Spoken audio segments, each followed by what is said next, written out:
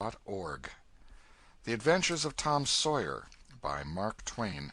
Chapter 30. Tom and Becky in the Cave. As the earliest suspicion of dawn appeared on Sunday morning, Huck came groping up the hill and rapped gently at the old Welshman's door. The inmates were asleep, but it was a sleep that was set on a hair-trigger on account of the exciting episode of the night. A call came from a window. "Who's there?"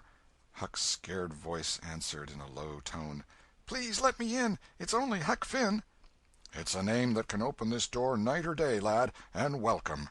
These were strange words to the vagabond boy's ears, and the pleasantest he had ever heard. He could not recollect that the closing word had ever been applied in his case before. The door was quickly unlocked, and he entered. Huck was given a seat, and the old man and his brace of tall sons speedily dressed themselves.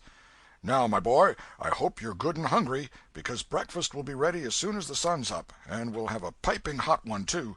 Make yourself easy about that. I and the boys hoped you'd turn up and stop here last night." "I was awful scared," said Huck, "and I run. I took out when the pistols went off, and I didn't stop for 3 miles. I've come now because I wanted to know about it, you know, and I come before daylight because I didn't want to run across them devils, even if they was dead." "Well, poor chap, you do look as if you'd had a hard night of it, but there's a bed here for you when you've had your breakfast. No, they ain't dead, lad. We were sorry enough for that. You see, we knew right where to put our hands on them, by your description, so we crept along on tiptoe till we got within 15 feet of them, dark as a cellar that sumac path was, and just then I found I was going to sneeze. It was the meanest kind of luck. I tried to keep it back, but no use. 'Twas bound to come, and it did come.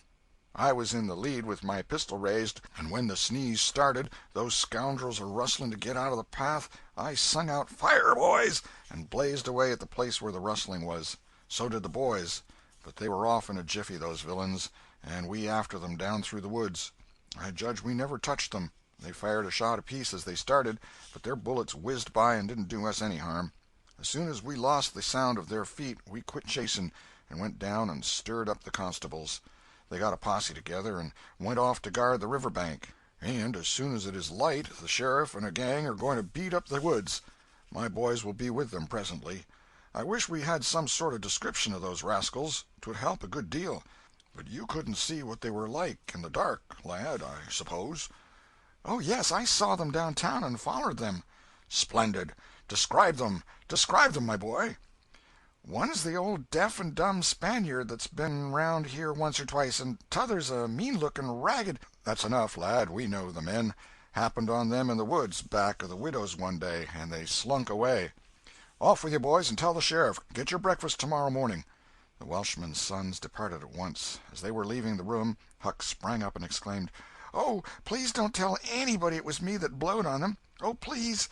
"All right if you say it, Huck, but you ought to have the credit of what you did." "Oh, no, no, please don't tell." When the young men were gone, the old Welshman said, "They won't tell, and I won't. But why don't you want it known?" Huck would not explain, further than to say that he already knew too much about one of those men, and would not have the man know that he knew anything against him for the whole world. He would be killed for knowing it, sure. The old man promised secrecy once more, and said, "How did you come to follow these fellows, lad? Were they looking suspicious?" Huck was silent while he framed a duly cautious reply. Then he said, "Well, you see, I'm a kind of a hard lot, least everybody says so, and I don't see nothing agin it, and sometimes I can't sleep much on accounts of thinking about it and sort of trying to strike out a new way of doing. That was the way it was last night. I couldn't sleep, and so I come along up street 'bout midnight, turning it all over, and when I got to that old shackly brick store by the Temperance Tavern, I backed up agin the wall to have another think. Well, just then along comes these two chaps slipping along close by me, with something under their arm, and I reckoned they'd stole it. One was a-smoking, and t'other one wanted a light, so they stopped right before me, and the cigars lit up their faces, and I see that the big one was the deaf and dumb Spaniard, by his white whiskers and the patch on his eye, and t'other one was a rusty, ragged-looking devil." "Could you see the rags by the light of the cigars?" This staggered Huck for a moment. Then he said, "Well, I don't know, but somehow it seems as if I did." Then they went on. "And you?" Foller them, yes, that was it. I wanted to see what was up. They sneaked along so. I dogged 'em to the widder's stile, and stood in the dark and heard the ragged one beg for the widder, and the Spaniard swear he'd spile her looks, just as I told you, and your two—" "What? The deaf and dumb man said all that?" Huck had made another terrible mistake. He was trying his best to keep the old man from getting the faintest hint of who the Spaniard might be, and yet his tongue seemed determined to get him into trouble in spite of all he could do. He made several efforts to creep out of his scrape, but the old man's eye was upon him, and he made blunder after blunder. Presently the Welshman said: "My boy, don't be afraid of me. I wouldn't hurt a hair of your head for all the world. No, I'd protect you. I'd protect you. This Spaniard is not deaf and dumb. You've let that slip without intending it. You can't cover that up now. You know something about that Spaniard that you want to keep dark. Now trust me. Tell me what it is, and trust me. I won't betray you." Huck looked into the old man's honest eyes a moment, then bent over and whispered in his ear: "'Tain't a Spaniard. It's Injun Joe." The Welshman almost jumped out of his chair. In a moment he said: "It's all plain enough now. When you talked about notching ears and slitting noses, I judged that was your own embellishment, because white men don't take that sort of revenge. But an Injun, that's a different matter altogether." During breakfast the talk went on, and in the course of it the old man said that the last thing which he and his sons had done, before going to bed, was to get a lantern and examine the stile and its vicinity for marks of blood. They found none, but captured a bulky bundle of what? If the words had been lightning they could not have leapt with a more stunning suddenness from Huck's blanched lips. His eyes were staring wide now, and his breath suspended, waiting for the answer. The Welshman started, stared in return 3 seconds, 5 seconds, 10, then replied: "Of burglars' tools. Why, what's the matter with you?" Huck sank back, panting gently but deeply, unutterably grateful.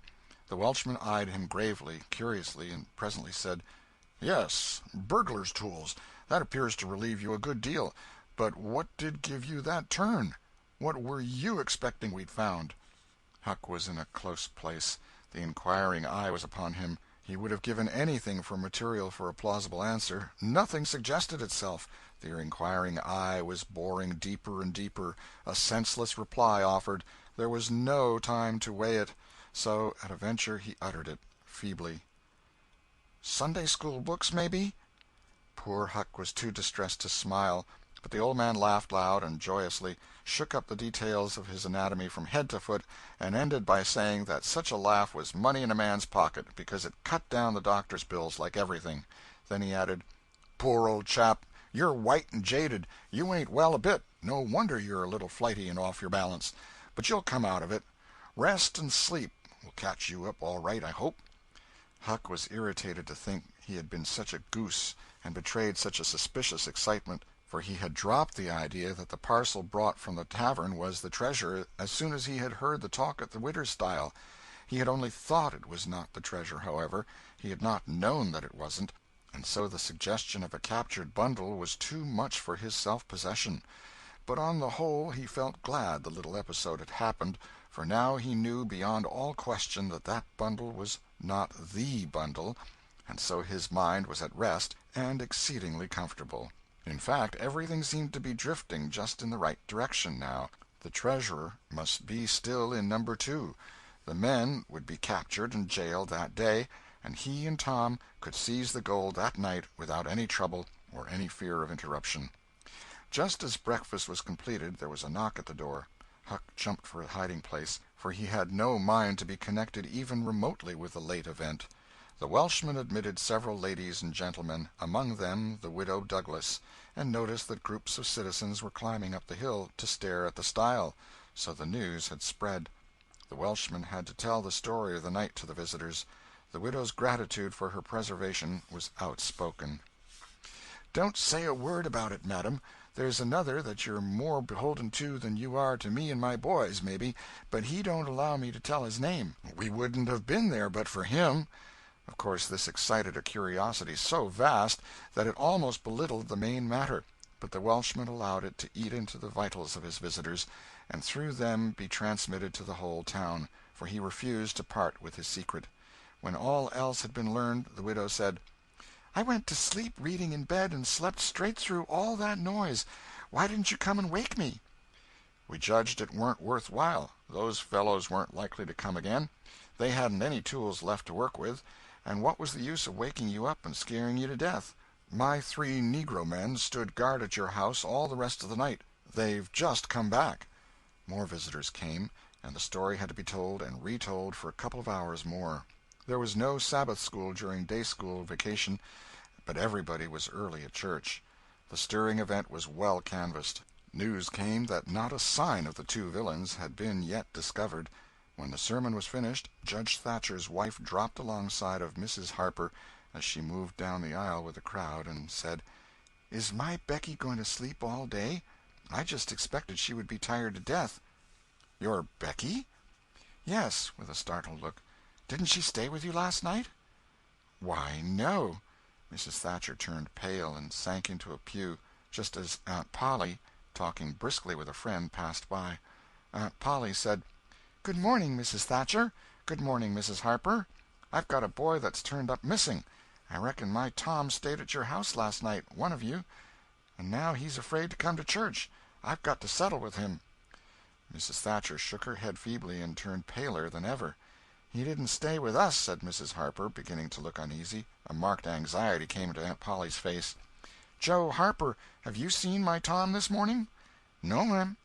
"When did you see him last?" Joe tried to remember, but was not sure he could say. The people had stopped moving out of church. Whispers passed along, and a boding uneasiness took possession of every countenance. Children were anxiously questioned, and young teachers. They all said they had not noticed whether Tom and Becky were on board the ferryboat on the homeward trip. It was dark. No one thought of inquiring if anyone was missing. One young man finally blurted out his fear that they were still in the cave. Mrs. Thatcher swooned away. Aunt Polly fell to crying and wringing her hands. The alarm swept from lip to lip, from group to group, from street to street, and within 5 minutes the bells were wildly clanging and the whole town was up. The Cardiff Hill episode sank into instant insignificance, the burglars were forgotten, horses were saddled, skiffs were manned, the ferryboat ordered out, and before the horror was half an hour old 200 men were pouring down high road and river toward the cave. All the long afternoon the village seemed empty and dead. Many women visited Aunt Polly and Mrs. Thatcher and tried to comfort them. They cried with them, too, and that was still better than words. All the tedious night the town waited for news. But when the morning dawned at last, all the word that came was, "Send more candles, and send food." Mrs. Thatcher was almost crazed, and Aunt Polly also. Judge Thatcher sent messages of hope and encouragement from the cave, but they conveyed no real cheer. The old Welshman came home toward daylight, spattered with candle grease, smeared with clay, and almost worn out. He found Huck still in the bed that had been provided for him, and delirious with fever. The physicians were all at the cave, so the Widow Douglas came and took charge of the patient. She said she would do her best by him, because whether he was good, bad, or indifferent, he was the Lord's, and nothing that was the Lord's was a thing to be neglected.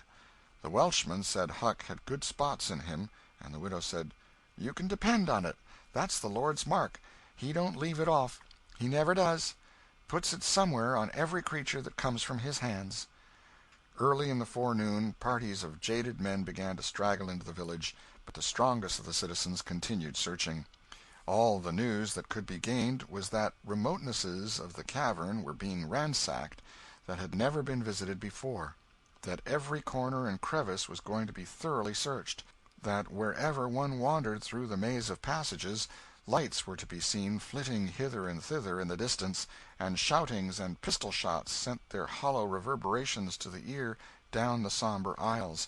In one place, far from the section usually traversed by tourists, the names Becky and Tom had been found traced upon the rocky wall with candle smoke, and near at hand a grease-soiled bit of ribbon.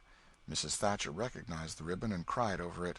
She said it was the last relic she would ever have of her child, and that no other memorial of her could ever be so precious, because this one parted latest from the living body before the awful death came. Some said that now and then in the cave a far-away speck of light would glimmer, and then a glorious shout would burst forth, and a score of men go trooping down the echoing aisle, and then a sickening disappointment always followed. The children were not there. It was only a searcher's light. 3 dreadful days and nights dragged their tedious hours along, and the village sank into a hopeless stupor. No one had heart for anything. The accidental discovery just made, that the proprietor of the Temperance Tavern kept liquor on his premises, scarcely fluttered the public pulse, tremendous as the fact was. In a lucid interval Huck feebly led up to the subject of taverns, and finally asked, dimly dreading the worst, if anything had been discovered at the Temperance Tavern since he had been ill. "Yes," said the widow. Huck started up in bed, wild-eyed. "What? What was it?" "Liquor, and the place has been shut up." "Lie down, child. What a turn you did give me. Only tell me just one thing, only just one, please. Was it Tom Sawyer that found it?" The widow burst into tears. "Hush, hush, child, hush. I've told you before, you must not talk. You are very, very sick."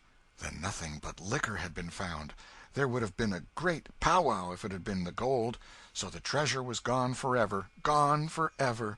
But what could she be crying about? Curious that she should cry. These thoughts worked their dim way through Huck's mind, and under the weariness they gave him he fell asleep. The widow said to herself, "There, he's asleep, poor wreck. Tom Sawyer find it. Pity but somebody could find Tom Sawyer. Ah, there ain't many left now that's got hope enough, or strength enough either, to go on searching." End of chapter 30.